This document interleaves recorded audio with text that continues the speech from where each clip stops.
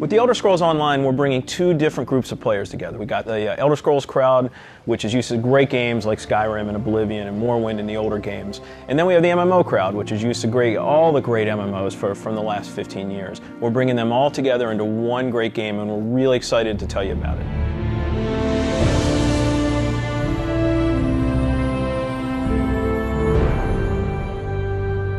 Elder Scrolls Online, everything you need to know about it is right in the name. It's Elder Scrolls, but it's online. And when the team set out, they wanted to create strategic real-time combat. We wanted to create a lot of world immersion.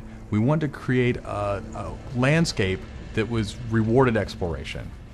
But all of that had to be brought together with really great social systems. So Elder Scrolls Online, it's set 1,000 years before Skyrim. And not only is it 1,000 years before Skyrim, but it draws on all the legends and everything that you've read about in the books that you find in Elder Scrolls games. So we've got 20 years of lore to draw upon. We made sure that Morrowind, Cyrodiil, and Skyrim feel like they do in Elder Scrolls 3, 4, and 5. The art style is right in line with those titles. Now you can explore all of Tamriel. You can return to places that you've seen before, and you can explore new places that you've never been.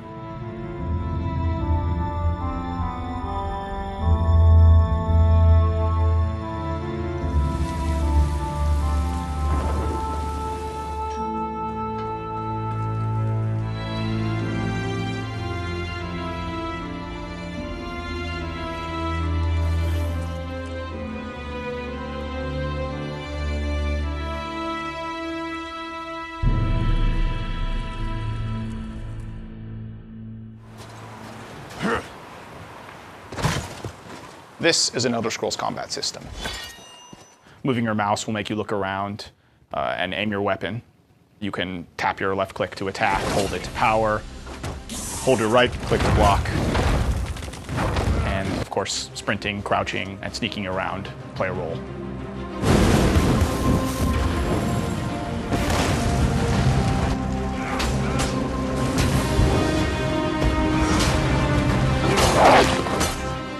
All of our characters are designed so that hundreds of them can be on screen at one time. You're going to have lots of customization options to make your character look unique. You'll find Dwarven armors, Daedric armors, Elven armors, basically all the types of armor styles and customization options that you expect from an Elder Scrolls game and the Elder Scrolls lore. By far the worst experience of any online game is at its launch, when you're trying to find your friends, you can't find people, you create a character on one shard, and then you find out everyone else is on another shard, and you have to move. That experience is not good. So we are not going to have shards. We have a technology we call Mega Server, where all players are on one server. So all your friends are right there, you just create a character, you click play, and you go.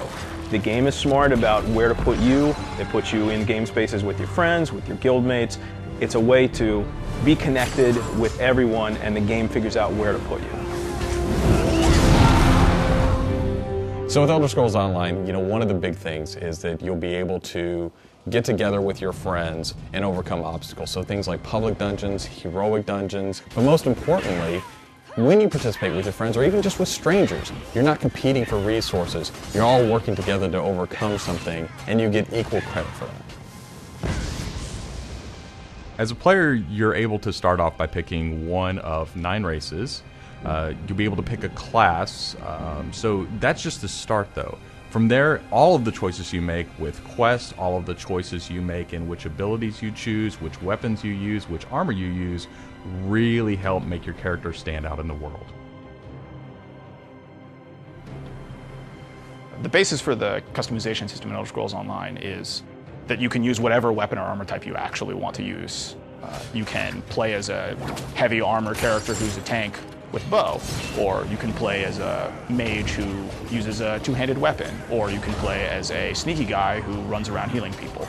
But the combination that you selected out of what armor type you use, what weapon type you use, and what class you use really creates a unique character experience for you.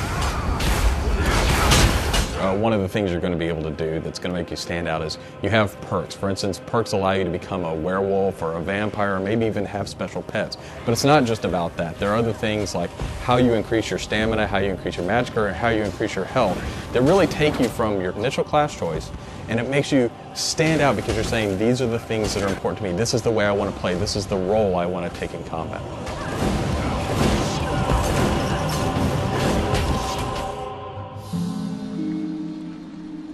Questing in Elder Scrolls Online was built around a pretty simple concept, and that was that we wanted the player to explore. And we wanted, when the player explored, for them to be able to see something around a corner and say, oh, well, I was on this quest, but now I see something over there that's really interesting. And so they had this decision point of, which thing do I do next? And that's really where we want the player to go. It's not what do I do next, it's which one of these things do I do next. The way a player finds quests in our game is really through exploration. As they wander around the world, we have an on-screen compass, and that really points out the areas of opportunity or points of interest to the player. When the player finds a point of interest in the world, this is really where all of our story content is. And they're an opportunity for the player to make a change in the world. And a really good example of that is there's a werewolf invasion. When the player gets there, they fend off the werewolf invasion, they save the town, and every time you come back to that village, you'll be remembered and thanked by the villagers. The werewolves will be gone just like you would have in Oblivion as the hero of Clutch. Once you hit level 50, that's really where the game opens up. At this point, you're going into Cyrodiil to PvP, or you're deciding you want to go on a heroic raid with your guild and your friends, or maybe you might go into an adventure zone, which is our way of getting you into a zone where you can play solo, you can play with a small group, or you can play with a really large group to overcome obstacles.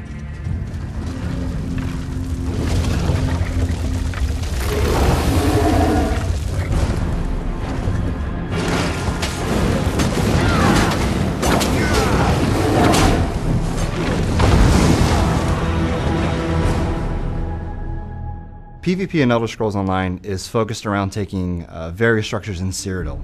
If you remember Cyrodiil from Oblivion, the space is very large, and that's a perfect setting for having three alliances fight each other. During this timeline, Imperial City is up for grabs, and there's no Emperor, so players are going to be fighting using trebuchets, catapults, all kinds of weaponry to take and hold keeps, structures, and resource fixtures around the keep to actually give the opportunity to crown one of themselves as an Emperor. It's really important to us that PvP isn't just a veteran game. It's got to be something that people can do from the very beginning because you want to be comfortable in getting into this. So we make sure that everybody is on equal footing. So even at level 10, you can go into our PvP area and really have a great experience and a good time.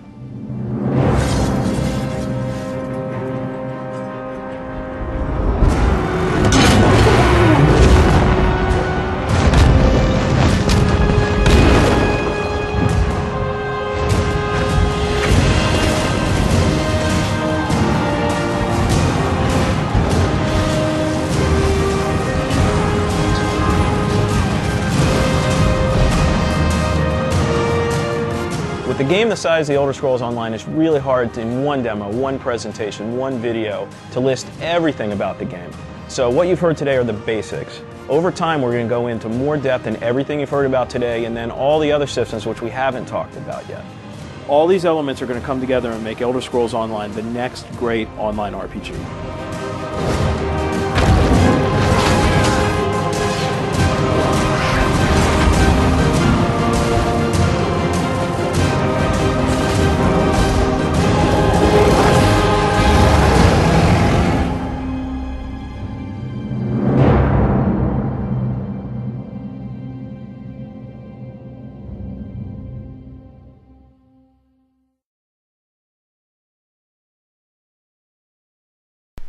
Hey, what's going on, YA fans?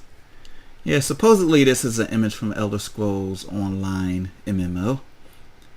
And I just wanted to see what you guys think about this game going in the direction of MMO and probably paid subscriptions. I don't know if it would be free to play or what. I'm not sure. I don't know. I guess that's kind of still up in the air.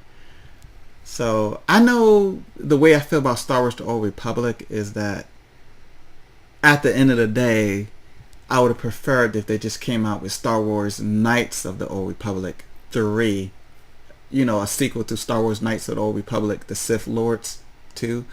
So yeah, I just wish, I don't know, because I think the gameplay mechanics, the action, and it's easier. And I guess what I mean by easier is the gameplay fun mechanics. Fun mechanics, whatever. I just think I would have enjoyed the game more if they just came out, if they didn't go MMO instead, Because the thing about an MMO is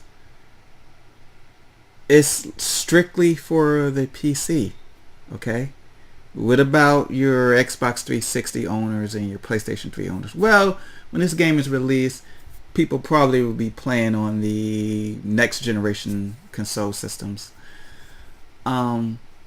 Now, one thing I know is the Wii U has touchscreen controls, and I think an MMO game will work fabulous with a system that has touch screen controls. I think it'd be awesome. I would love, if they do only stick to PCs, I would love to see this game come to tablets, like for example maybe the Nexus 7 tablet or the Nexus 10. People probably would want to get it on a decent sized screen, but these tablets they're getting pretty powerful these days. The Nexus 7, for example, has a 4-core processor, GPU, and but I think that we would need an updated version, maybe the Nexus 2014 version or something like that. So yeah, I think this would be definitely a great game that you could just take with you on the go where you want to go. That's if they only come out for the PC, but I don't know what Microsoft and Sony is going to do with their next generation system. I don't know if they're going to take a still from Nintendo's playbook and come out with a controller that has a touchscreen controls. I think that's really a good idea. Touchscreen controls, I think, is part of the future of gaming, where because I can think of a lot of games where the controls would be so much easier if you had, for example, let's say Skyrim, for example, when you have to switch through the menu screen to the quick menu screen to change your weapons and powers. That can get kind of tedious, but if you just had a menu that was on all the time 24/7, and you could look, and imagine if you could just switch to a new sword or power in real time right there on the go, flawless, seamless gameplay, doesn't even have to stop the game or pause it or anything. That would be awesome, and I think that's exactly what you'll be able to do with a controller, a Wii U style controller. So I'm hoping maybe I don't know how you guys feel about the design of the Wii U controller, but I'm hoping that Sony comes out with something similar. I'm definitely picking up the Wii U, and maybe this game will have a Wii U version. I was thinking just maybe the controls. You know how you had all the icons on that's like at the bottom of the screen, that little abilities and powers. That really wouldn't be necessary if you had a Wii U like style controller. You would just have those icons on the the touch screen, because there's a lot of games where the abilities, the function to control, they're just so dynamic that even though you have a decent number of buttons on Xbox 360, PlayStation 3 controller, it's really not enough. And what the Wii U does is with those touch screen, it gives the developers more freedom to place more abilities and power at your fingertips. So I don't know, maybe I'm getting ahead of myself. I definitely hope that's my one hesitation I have about it, them making an MMO version, is that it would just be an exclusive PC game and it won't make its way to the console market. So that could ruin the Elder Scrolls series if it's just PC. Although some of you might feel that it was originally start off as a PC game, let it die off as a PC game. And I think that's a bad attitude to have. Anyway, guys, let me know what you think in the comment section below, and give me your opinions and thoughts, and whether you agree with me, disagree with me. I'd like to know and hear your point of view.